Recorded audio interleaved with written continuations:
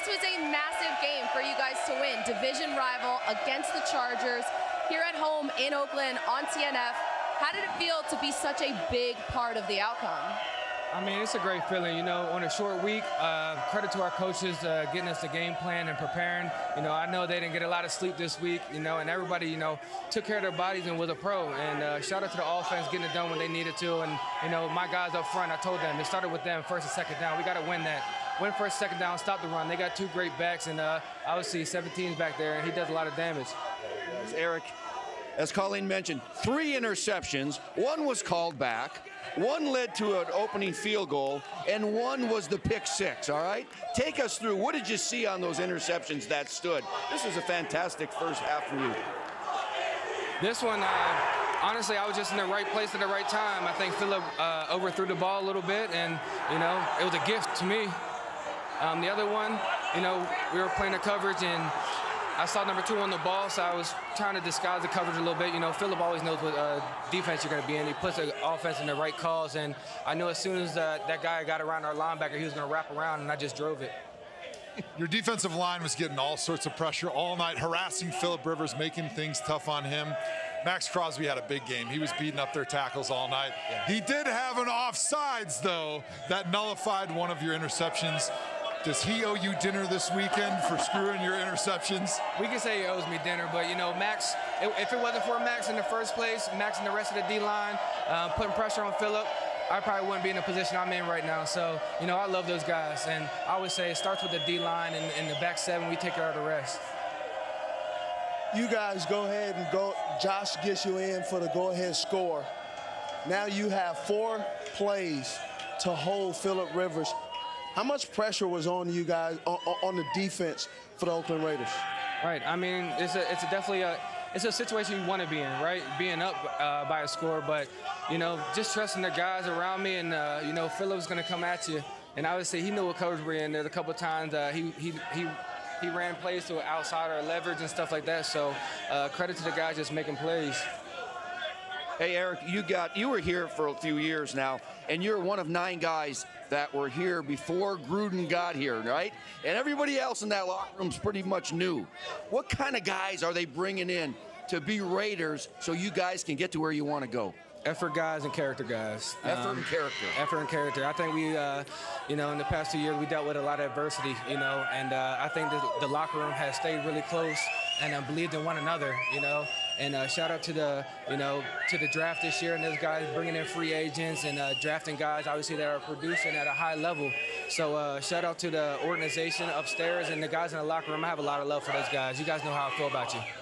That final drive, you had an opportunity to seal the game with an interception of Phillip Rivers. Ball went through your hands. What was your emotional state at that moment? What were you thinking?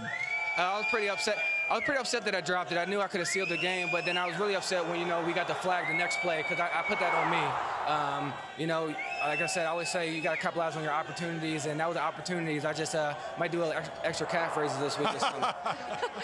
It's not the push-ups. Usually it's the push-ups. Calf raise is a new one. That's true. I like that. I couldn't jump high enough. Arnold Schwarzenegger would be happy about that. This was such an incredible performance by the defense. 3 interceptions tonight. You guys had 4 all season. So you guys just turned it on tonight. But you in particular, you have such a crazy story and how you got to the NFL and this moment right here. And for everybody at home that isn't familiar with your story, here's just like the bullet point version of it. D2 walk-on, 2012 you went undrafted, no invites to rookie mini camps. You took jobs at UPS, at a potato chip factory, tried out for the CFL, drove 3 hours to Buffalo to get there, then played there 2013 to 2015, 4 games with the Saints in 2016. You weren't a starter. You didn't cement yourself really as a starter with the Raiders until this year. And this performance tonight, I think, really solidified your role with this team and so many people's minds. How rewarding was this game for you after that journey that you had? It's a blessing, and you know, I just want to give a shout out to everybody that's been involved and part of my life.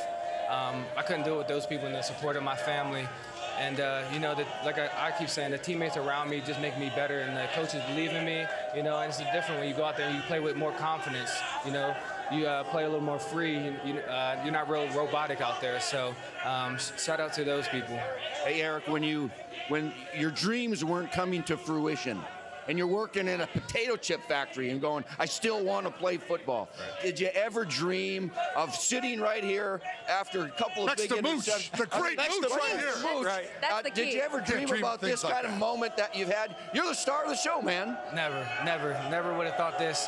Honestly, it's a great platform to have, but I'm not really the guy that like this type of spotlight, to be honest. My spotlight ends when my helmet comes off, but I'm sitting here and, I got to thank God and just, having faith in him and just allowing me to push through the adversity throughout my life, growing up to now.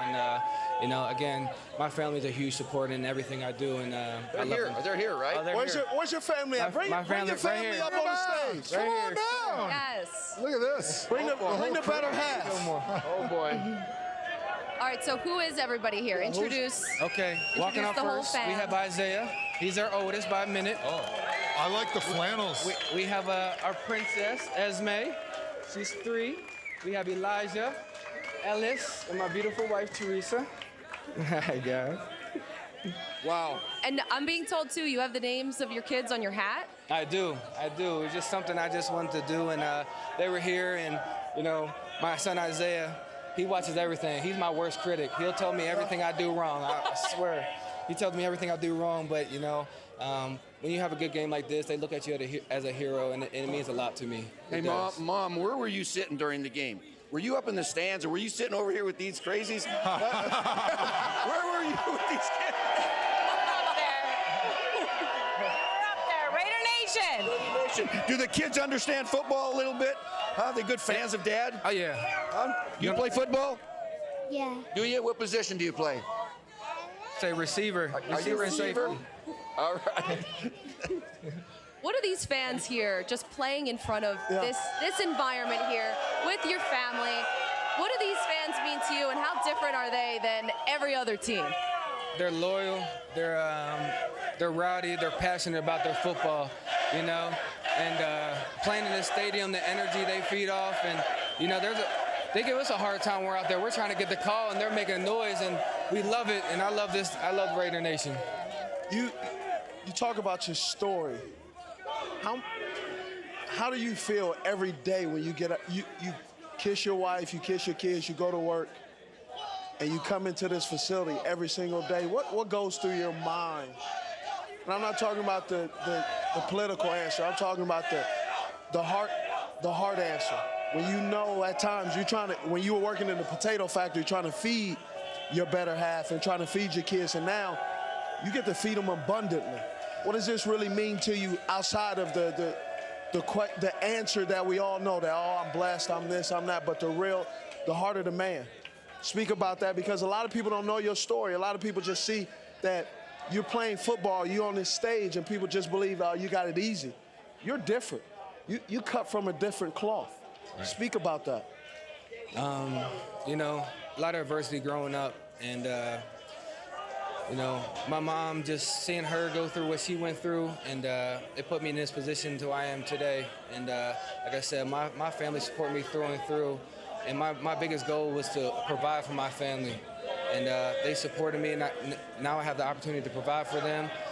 It's incredible. It's emotional, honestly. My teammates are making fun of me up there, like, don't cry. But it's an emotional time. It's an emotional time. And you said something, though. You said you're not used to this attention. You didn't get attention today. You earned this seat.